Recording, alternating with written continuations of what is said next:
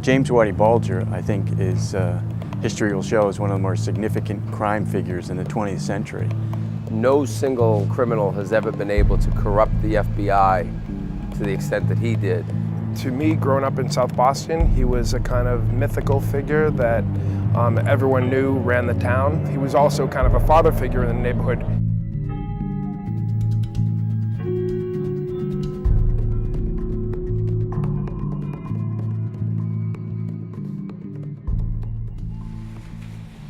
He's charged with a racketeering indictment, of which there are over 30 so-called predicate acts, ranging from loan sharking, gambling, drug trafficking, extortion, and he's accused of 19 murders. As Brian Kelly, the prosecutor, described at the openings, Whitey Bulger was a hands-on killer. He killed people himself. Whitey Bulger brought the FBI in Boston to its knees. He succeeded in enlisting and corrupting a band of FBI agents in Boston to serve him and protect him, to enable him in the late 70s to rise to underworld power, and then had his back during a reign of terror.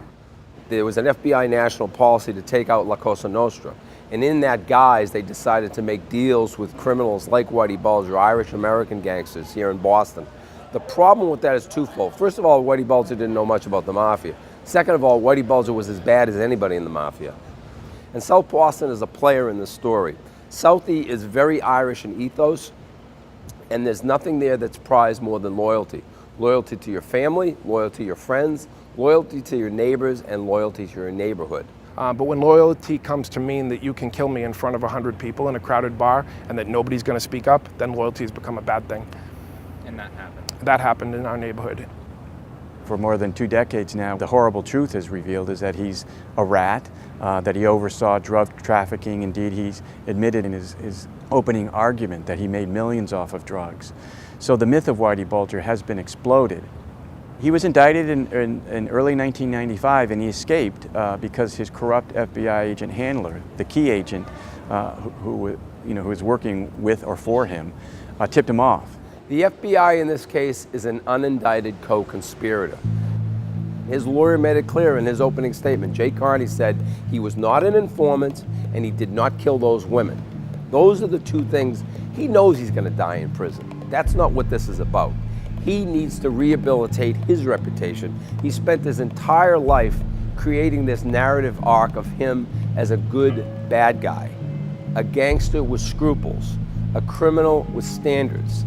And a gangster with scruples does not turn on his friends, and he does not murder defenseless women and bury them in shallow graves. I think he's fully engaged in this. This, for him, is what it's all about. I mean, back in the 70s and 80s, it was about running the underworld and that kind of power and control. I think when he was on the run and living in Santa Monica, California, it was about catch me if you can. And now it's like, okay, this is the courtroom, this is the drama. Yeah, he knows he's toast, but he's not going to go down easy.